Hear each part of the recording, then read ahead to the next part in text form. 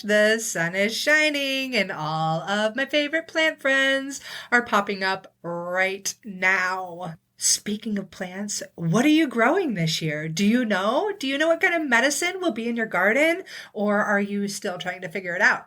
Totally okay if you're still trying to figure it out. We're all growing and learning on this journey, right? But if you want some help, I do have a family medicine garden guides. It's basically 10 essential herbs that I feel like every mom needs to know and grow in their yard. I give you some growing tips and ways that you can use it as medicine, and it's totally free. So if you want that, I'm going to pop a link in the show notes here for you to grab it and get your hands digging in the dirt and growing incredible medicine for you and your family.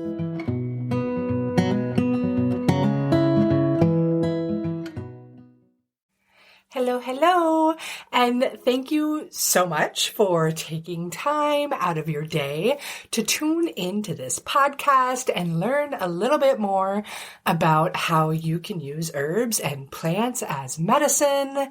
And in particular, today, we are going to talk about the wonderful wild world of weeds. And there's a few reasons I want to talk about this. Number one, these plants are incredibly abundant. They're free. They're the plants that most people are trying desperately to get rid of out of their yards. Yet they're incredible medicine. They are more often than not very, very nutritious food. And there's something that we all need to become more aware of. Stop poisoning the earth to get rid of them and instead take them in for their incredible, again, healing and nutritious properties, right? I think it's so, so very important. And one thing that I find funny about weeds and their incredible abundance and their ways of providing so much for us is like, here is a large part of humanity for the past 100, 200 years, however long it's been. I don't know exactly how long people have been using poisons to get rid of plants, but however long that has been, people are pulling up these weeds. They are putting herbicides on them. And yet these plants keep coming back with a vengeance, as if to say, hey, I'm here. I am here for you. I am your food. I am your strong, powerful, potent medicine. Use me. Don't abuse me. You know what I mean? Like, we really do need to shout this kind of stuff from the mountaintops, from the treetops, on top of the world, and let everybody know the importance of these plants.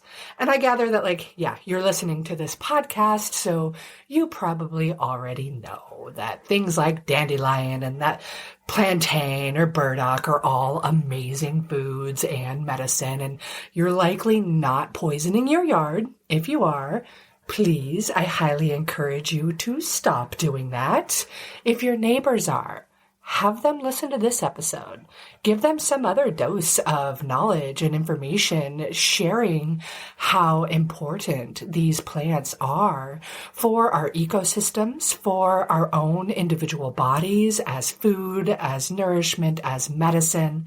And especially as we head into these, well, not even head into, it's kind of scarce times for many, many people, and there's maybe a lot of fear out there. I don't really like to go down that fear train, but I am really, really grateful that I do understand how to use the plants around me, that I know what I can eat, that I know what I can use as medicine. Like, what an incredible gift to offer yourself, to share with your children, to share with your community. Like, this is beautiful. This is what we need to be doing.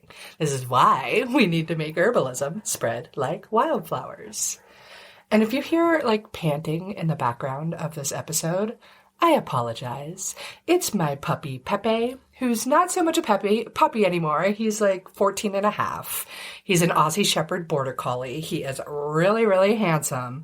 He's wearing a tuxedo every day, and he got the name Pepe when he was a teeny tiny, like 3-week-old puppy because he looked like a little skunk, and he tried licking my face like right away. He still very much tries to steal kisses like Monsieur Le Pew or Pepe Le Pew if you're old enough to remember those cartoons. I think they're no longer allowed on TV. But anyways, Pepe loves to follow me around everywhere and just breathe. And I could shut him out of my office, but then he's just going to scratch at the door. So if you hear panting, it's just my old fluff ball Pepe trying to be a part of the show too. So I apologize. Anyways, let's get on to the weeds if you are down with that. So the first one I want to share with you, I think is really important. And this is a great one, especially if you have people in your family that are like, yeah, I'm not so into what you're talking about with this herbalism or plant medicine stuff or this foraging stuff. And they're really, really skeptical, right? Because they're so well-trained and well-versed and, well, maybe they're not trained in Western medical practices, but they are absorbed in that system and that's all that they know. So they think that plant medicine is just a bunch of hippy-dippy woo-woo junk. If you have people like that, please reach out. Let me know. I also have people like that, despite being in this world for, 2+ decades. It happens and it's understandable. But this is a great plant to introduce them to because it is so incredibly powerful. And there has not been a time that I have introduced somebody to plantain and their mind has not been completely blown by what this plant can do. So it's plantain. I'm talking about Plantago major or Plantago lanceolata. There are other cousins in that family that are also great medicine, but these are the two that grow most readily available around me. So they're the ones I talk about the most. And plantain's like greatest claim to fame is because it's really amazing at drawing out venom and infection and other kinds of things that might cause inflammation, irritation, itchiness, things along those lines. And it's really, really well known for bug bites and for bee stings, and you can use it for spider bites. I've had colleagues of mine that were out backpacking in the Southwest and her dog got bit by a rattlesnake and she used plantain and saved her dog's life, was able to use that plantain out in the backcountry and then get her dog to the help that she really needed. And it's that powerful of a plant. I have used it to pull out like huge splinters from my friend who's this rough and tumble mountain carpenter dude and got a big old splinter that couldn't get out, and I used plantain. I have pulled giant thorns that I let sit in the back of my leg for weeks and get infected just by like putting the plantain on there. So I'll do that with like a tincture of it, or you could use fresh plantain where you just mash it up either with a rock, or you can definitely chew it. You can also add like it's edible. You can add it to your salads and things like that. Stick to the young, fresh leaves. But anyways, if chewing it, you might want to be mindful. Like if you're on the popular neighborhood dog walk route, dogs pee on weeds. So be careful or mindful. But still, there's times like if somebody just got bit by a really bad poisonous spider, I would rather chew on the dog pee and save them than let them suffer with that venom inside of their body. But you could also mash it up with a rock. The important thing to do is to make sure that you are making those juices come out of the plant matter so that you can really get the good medicine and it can do its magic. Okay. So yes, it draws out venom, infection, all kinds of things out of the skin. It's also really fantastic for soothing inflammation in mucous membranes. So our skin is mucosal tissue. It is a mucous membrane. So is our respiratory tract. So is our digestive system. And plantain can be really, really helpful for both of those systems when you're dealing with inflammation. I use plantain often when working with somebody to do the actual work to heal the gut. And plantain can really come in and be a great helper once you go through the first steps of, eliminating what's causing all of the inflammation. Plantain is then a fantastic ally to help heal things like leaky gut and the perforations that are happening on the gut wall. It's really, really amazing. It's also a bit of a hemostatic. So if there is some passive bleeding, maybe in the digestive system or even in the respiratory tract, you could use plantain, maybe add in some yarrow, maybe add in some cinnamon, things like that would do a good bit of reducing some of the bleeding that might happen. I like to use plantain on my eyes when they're inflamed, or if somebody has red, irritated, itchy eyes, you could use plantain with chamomile or calendula and just make a nice eye wash for them. I love to use plantain for mouth infections and tooth infections. You can use it to if somebody's got an abscess or boils, or maybe you have a teen that's dealing with a lot of acne. Plantain poultices could really be a great benefit. We did a big deep dive study on plantain right as I was kicking off the Kids Safe Herb Club. So that's now that lesson is available inside of Apothecary Mama if you ever want to go check it out. And there's tons of recipes and how you can cultivate it and the best ways to make medicine into it, how to use it for things like poison oak or sunburn or poison ivy. Maybe somebody in your family gets rashes. Maybe you're dealing with eczema or psoriasis, things like that. So yeah, we share and talk a lot about the ways that you can use this incredible plant as medicine. It's absolutely one of my favorites. And again, back to its abundance. It's in your sidewalk cracks. It's at the edge of the park where the kids need it the most. I remember one time my adorable daughter was about 3 and we were at the park with one of her friends. And, 3-year-olds are so cute. They just kind of waddle around all over the place and do the silliest little things. But one of her friends got an ouchie. And so what does my 3-year-old daughter do? She walks over all on her own, no help from me, walks over to a plantain plant, picks up the leaf and takes it over to her friend and says, "Here you go." And the friend's parents are looking at me "What's your daughter doing, Mel?" And then we all, kind of came together "Oh, right, this is Mel. Of course her daughter's picking a weed and giving it to our kid when they got an ouchie. But at that moment, I was such a proud mom, knowing that my 3-year-old daughter knew exactly what plant to help heal her friend at the park. That is mom life goals and gold, in my opinion. So that's kind of what I love about teaching people and moms herbalism, right? Because as I'm teaching you as a mom, hopefully you are also teaching these things to your child so that we can have generation after generation of herbalists, of these children knowing exactly what plants to turn to heal themselves, to heal their friends, to heal their community, and all of these incredible things. That is what it is all about. And that is what life was once upon a time, right? Everybody used these plants, and that's just what we need to get back to, right? So I'm so grateful that you are listening to this podcast and hopefully sharing these lessons with your children and letting them explore and play with these plants and get to discover how amazing they truly are, right? And hopefully not only your kids, take this stuff to your skeptical Uncle Joe or maybe it's your neighbor that's "Sure, crazy train. Yeah, But when you see them find instant relief from that stubborn wasp sting,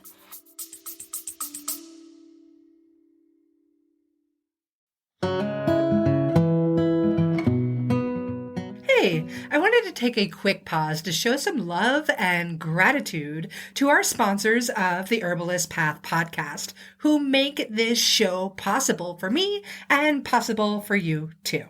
So here it goes. Medicinal mushrooms are all the rage these days, if you didn't know already.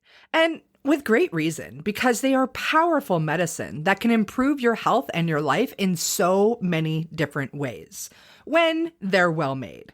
Yeah, it's true. There's a lot of stuff on the market that isn't going to be so effective. And that's why you need to find a brand that you can actually trust. For me, that brand is Whole Sun Wellness, and this is the creation of a brilliant woman and fellow mama, Jamie Bonfiglio. She's an international mushroom educator that has been working in the medicinal mushroom industry for years. And this is when she saw firsthand how many other companies take shortcuts when it comes to their products. And Jamie wasn't having it. She set out to build her company the right way. Whole Sun Wellness is here to raise the industry standards so those crap mushrooms on the market aren't getting into your body or your family's body. Whole Sun Wellness is the first company to test and report nutritional facts for all of their extracts. They go beyond industry standards every step of the way, from sourcing to extraction and final testing. And as the owners of the largest medicinal mushroom farm in the United States, Whole Sun Wellness is taking control of their supply chain for the highest quality and absolute full transparency. They're even the first company to include pure mycelium extract in every single product. So when you're thinking of getting medicinal mushrooms for you and your family, Whole Sun Wellness is exactly the ones you want. Also, be sure to check out their new Mycolites. These are the world's first dissolvable electrolyte tablets. They're featuring functional mushroom extracts that'll give you more energy, more stamina, and recovery as well. And who couldn't use all of that? The other thing is, they are these adorable little mushroom-shaped tablets, and they come in like a little Altoids box, but way cooler than Altoids, because they're Mycolites. Anyways, head to wholesunwellness.com to grab yourself some Mycolites and all of the other functional medicinal mushrooms that you and your family need. And of course, you can grab that link right here in the show notes now.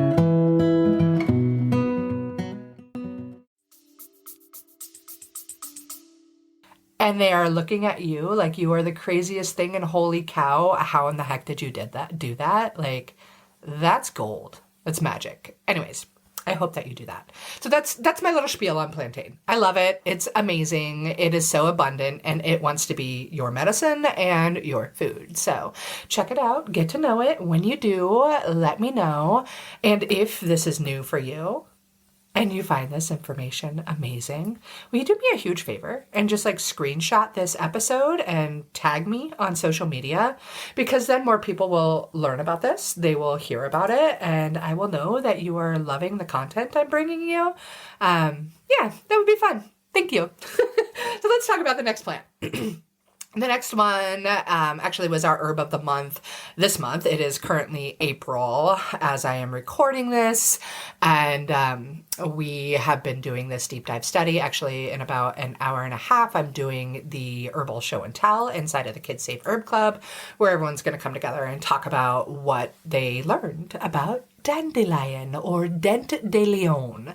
And Dandelion is one of my favorite ways to share with people how you can like start to identify the dandelion versus all of the other amazing yellow plants in the Asteraceae family that have these gorgeous, bright, sunshiny yellow flowers that more often than not, people will think are automatically dandelion, but they're not dandelion.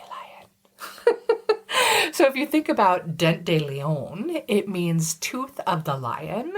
And if you look at a dandelion leaf, it has these sharply serrated leaf edges that look like giant lion's teeth.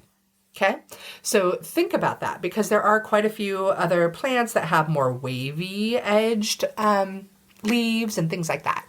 You can also see like this white, milky, latex-like stuff coming out from inside the leaf. So that's another sign. And then when you pick the dandelion stem, it's actually hollow. You'll see more of the white, milky stuff if you squeeze it, that latex stuff coming out, but the stem is hollow. And you can actually like let your kids use it as a fun straw, or like come up with some kind of fun craft idea. Like that's the greatest way to use these things and teach your kiddos about how amazing they are. Understanding that plant identification is really, really important, because you're going to be bummed if you like go find this yellow flowered plant and you dig up the roots and you make a tincture with it and you spend this money on the alcohol and you spend this time and whatnot, but it's like not dandelion at all. But you're expecting it to do this medicinal stuff for you, but it doesn't seem to work. That happens when we don't 100% positively identify our plants. So those are just a few tips on identifying dandelion. Again, another incredibly abundant weed that everybody wants to get rid of, but it's so pretty. Like it's so bright and sunshiny. Why would you want to get rid of such a beautiful flower just because somebody labeled it a weed a while ago? Pshaw. It is incredible food if you haven't heard about this yet, but dandelions are so amazingly nourishing. The blossoms are loaded with vitamin D, so they're kind of known as the sunshine vitamin. You can fry them up in some butter and garlic. You can batter them and make like dandelion flower fritters. You can just use the petals and add them to your salad for their vibrance and their beauty. The roots and the leaves are both really, really nourishing. They are loaded with minerals like calcium and iron and copper, magnesium, potassium, zinc, all kinds of things. They've also got loads of vitamin A, all the B complex vitamins, vitamin C, vitamin D. Like there is so much nourishment happening inside of these plants, and they can be incredible food. So I do recommend that you get out there and you harvest the dandelion leaves while they're nice and young and spring-like. Some of them may already be getting past their prime right now, but you could probably still get away with it. It's actually 1 cup of raw dandelion greens can provide up to 14,000 IUs of beta carotene. Like that is so cool. Here's this food, here's this medicine growing in your yard, in your neighbor's yard, wherever, just saying, hi, I'm beautiful, I'm food, I am medicine. It's super duper cool. The other cool things about dandelion, I mean, there's so much medicine going on there. One, it is a bitter herb, and we here in the United States are really stuck on our sweet stuff, right? But dandelion is bitter, which means that it's going to stimulate the digestive secretions to be made in the liver and then excreted out through the gallbladder. And that will in turn help your body to break down fats and proteins. It is really amazing for the entire digestive process. It's also a diaphoretic. So you could use it to release heat from the body by sweating and through the skin. It can act as like a mild laxative as well and increase the movement of the bowels. So that could be really nice if somebody is constipated, perhaps. You could maybe turn to a little bit of dandelion to help move things along. What else about dandelion? It is just such an amazing plant. Oh, the roots are loaded with inulin, especially if you gather the roots at the end of the season, right after that first frost of the year in the fall is when you're going to get most of the inulin, which is going to feed your healthy gut bacteria and really happify the gut.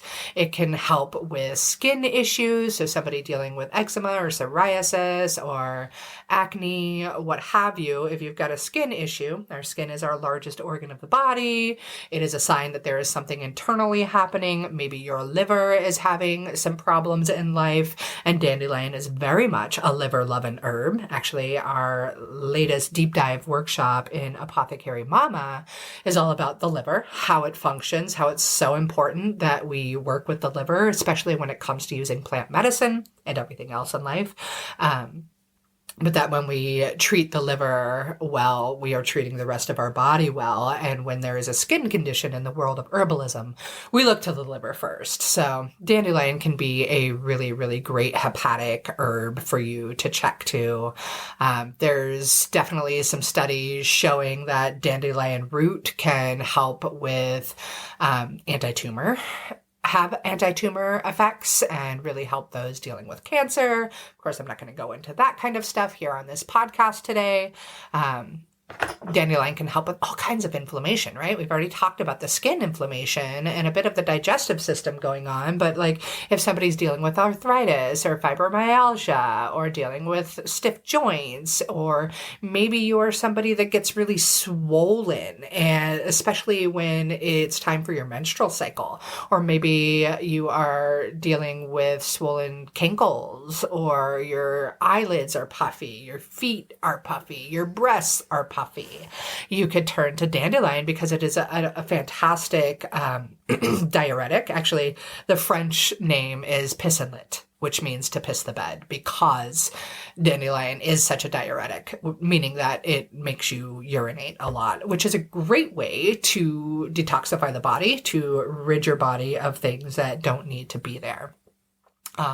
Dandelion's amazing, y'all. It does so many other things that I'm not even able to get into on this podcast, because otherwise I would be talking forever and run the risk of boring you on plant medicine.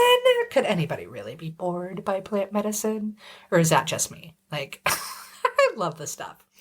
Okay, let's talk about the other plant, though, that I wanted to share with you. That is a weed, and I'll share with you a really fun story of how I got to really know this particular weed, which is funny because I told you my dog Pepe may be panting, which right now, thankfully, he's just sleeping right by my side, but he's a part of this story. Let's just say that. So the next herb I want to talk to you about is burdock, or Arctium lapa. The burdock really tells a little bit, the name burdock tells a little bit of its story. So the bur part comes from the Latin word burra, which means a lock of wool, because the flowers of burdock really do get tangled in sheep's wool or other animal hair, things like that. The dock just talks about like the huge leaves that burdock has. And just back to that burr part, later in the summer, there's like a very kind of spiky flower burr type of thing that grows out of this beautiful plant. And it's like Velcro times 500, right? And my dog Pepe, again, he's an Aussie Shepherd Border Collie. He's got that beautiful black flowing hair with a long tail hair, and he's so handsome. But when we lived on our 10-acre property, burdock, I didn't know it was burdock at this time, but it surrounded the outer edges of the property, and Pepe would get those burrs in his hair, and it would cause the nastiest, gnarliest tangle that would turn into like a doggy tail dreadlock if we didn't take care of it. And it was so infuriating. I was so mad that this darn plant had ruined my precious, beautiful, handsome puppy's tail hair. Got so mad. And then I remember one particular day going like, all right, I see that it's this plant. I am so mad at this plant. And I rip them all up and I take them over to the fire pit. And I remember as I'm like at the fire pit, I'm like, there is something good about this plant. Like, this plant is some kind of medicine. But I didn't know what it was. And I was still so frustrated at it. Like, quit getting in my dog's hair. And I burned it in the fire pit. And come like 6 months, 7 months later, I'm looking online and I'm looking at this elder herbalist website, and she's talking about the power of burdock. And there was a image of her hand holding some seeds. And I looked at those seeds in her hand and I was like, oh my gosh. Those are the seeds of the plant that I burned and that I was so mad at, and that is getting tangled in my dog's hair. That is the plant. That is burdock. And that is amazing food and medicine that I was learning about. Yeah, so that was kind of my intro into burdock and its power. I was so mad at this plant, and yet, like, my gut still told me, like, there is something amazing about this very, very plant here. And there's a lot. You actually may have eaten burdock before. Its roots are incredibly nourishing, and you'll see them in grocery stores. Sometimes it's labeled as gobo root, right? And the roots are loaded with calcium, with fiber, with chromium, magnesium, phosphorus, potassium, zinc, vitamins A and C. Like, they are really, really nourishing. And if you want to gather burdock roots, if you find them on the edge of your property and you're so mad at them, like I was, ideally you are gathering the roots in the fall when all of that good medicine is going back into the earth and all of the energy of the plant is down there. You could also do it in the spring of their second year. So that you would do it in the fall of their first year, and spring of their second year. After that, they're going to get kind of like rough and chewy and fibrous and maybe not so delightful. So get to know the burdock around you and identify it and when you are going to use it.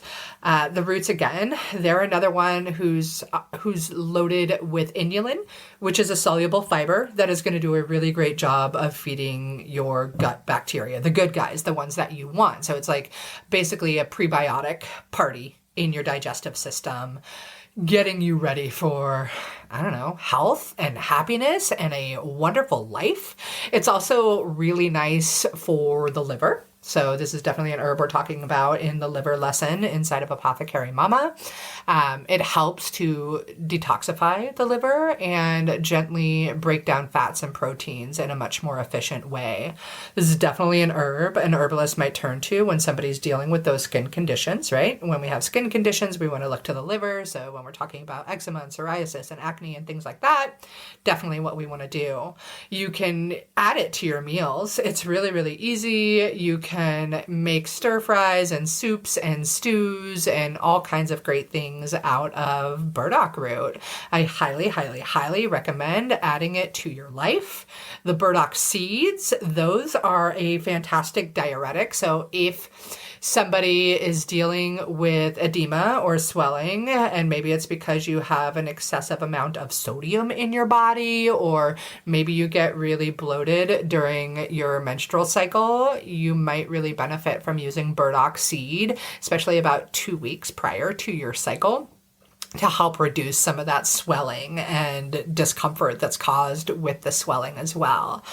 Something to consider. You could even use it with dandelion, right? That would be a great pair if that's what your major concern is. Yeah. I love me some burdock. You can also use the leaves as medicine. You can use them topically for various forms of inflammation on the skin. So maybe somebody has an irritating, itchy rash. Maybe it's poison oak or poison ivy, or maybe somebody has just burnt themselves in the kitchen or got a sunburn. Like, burdock leaf can be a helper in those departments too. So yeah, that's just a quick little skinny rundown on the power of some of these medicinal herbs or medicinal weeds, right? They're weeds. People hate these plants because they invade their space, but they're invading their space because they're just trying to tell people, hey, I'm here for you. I love you. I want to give you food. I want to be your medicine. Please love me back. Please love me back, right? This is here for us. This is beautiful. We don't have to spend hundreds and hundreds and hundreds of dollars on all the fanciest herbs when we have some of the most simple ones that are going to nourish our bodies in a beautiful way. And a well-nourished body is going to live significantly better than the malnourished bodies, right? And then they also provide all of these other medicinal attributes for us. And they're beautiful, y'all. They're so pretty, especially once you get to know how magical they are, how powerful they are, how good for you that they are. It's beautiful. Anyways, I hope that you have learned something in this lesson. I hope that it is a bit of an awakening at the power of our weeds as food and medicine. If it is, I would be so honored if you take a picture of this or tag me that you learned something on social media. I am at The Herbalist Path on all of the platforms. Maybe leave me a rating for this podcast, because the more ratings I get from people like you, hopefully 5 stars, the more people get to listen to this, the more we're all making herbalism spread like wildflowers. The more I get to know that you're out there listening to me as I speak to you through a computer. It's really something very kind that you could do and would make my heart so grateful. So thank you again, even just for taking the time to listen to this episode. I really, really, really, truly hope that it helps you. And I hope that you continue on carrying the beauty of herbal medicine with your friends and family.